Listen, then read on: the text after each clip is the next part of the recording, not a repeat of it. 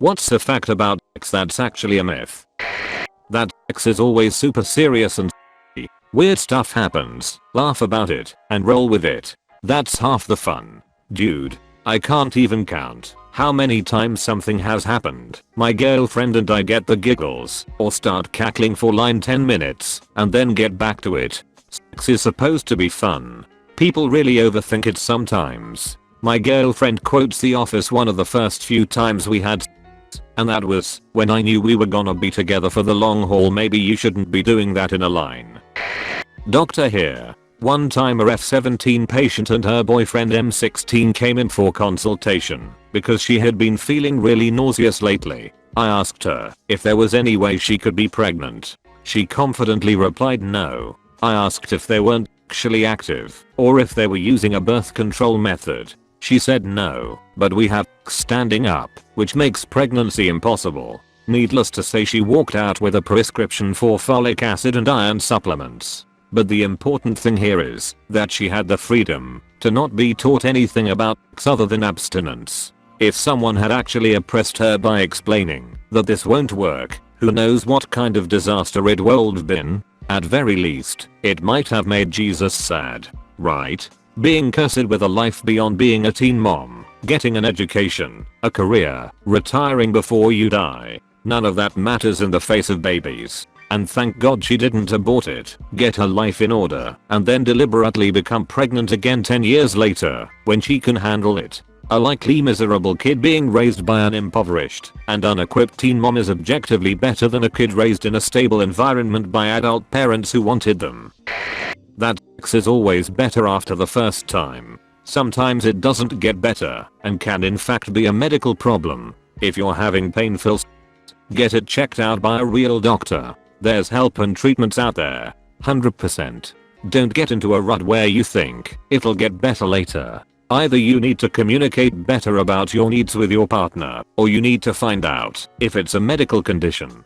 For instance, vaginismus. Absolutely. I spent 3 years thinking it'd get better when I need physical therapy. What kind of physical therapy? Using a medical dilator to stretch the muscles. That's good to know. Do you talk to your gyno? I haven't had much luck with my PCP, and she won't refer me to gyno, but IDK if I can just make my own appointment directly. I had to get a referral from a nurse practitioner to see a gyn before they'd speculate on anything. Usually with a gyno you don't need a referral. My last one didn't require referrals, but she was also terrible, so maybe that was why. Great, thank you for the info.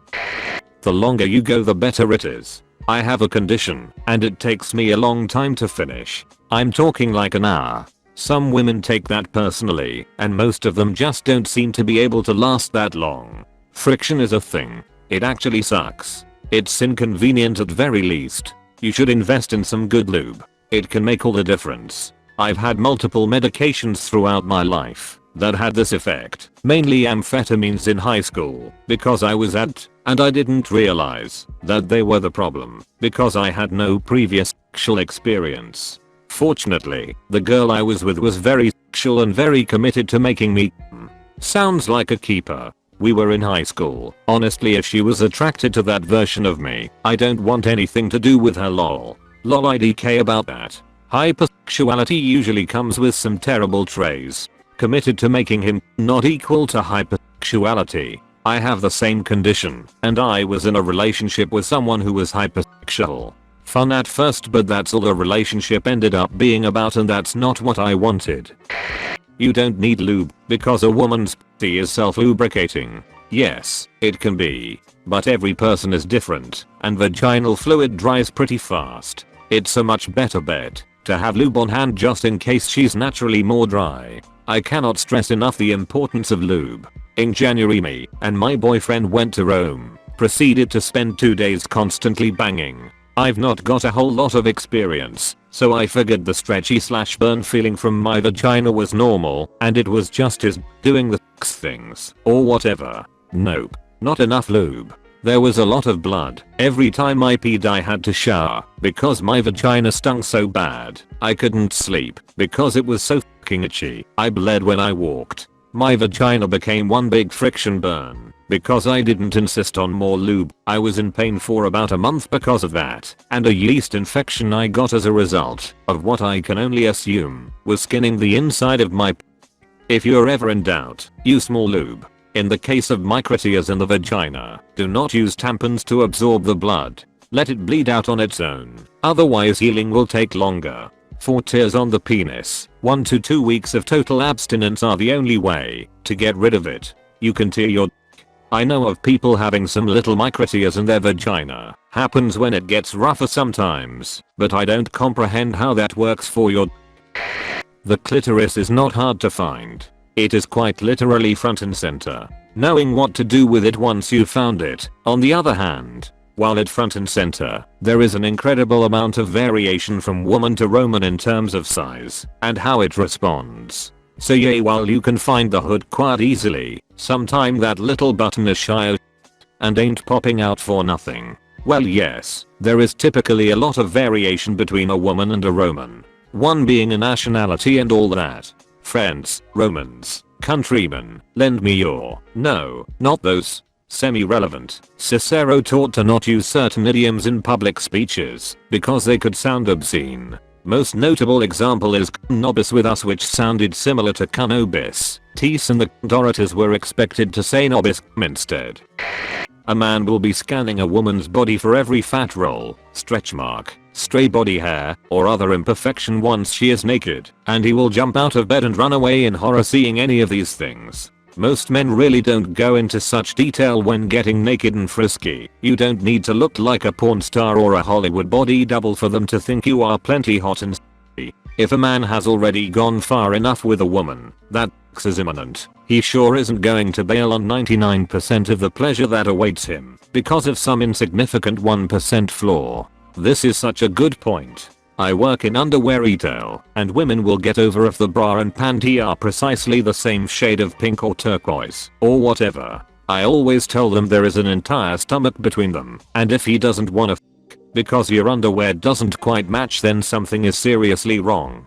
Don't think lingerie is necessarily all about dudes. Your customers probably want the colors to match because of their own feelings, not what they think a guy would like.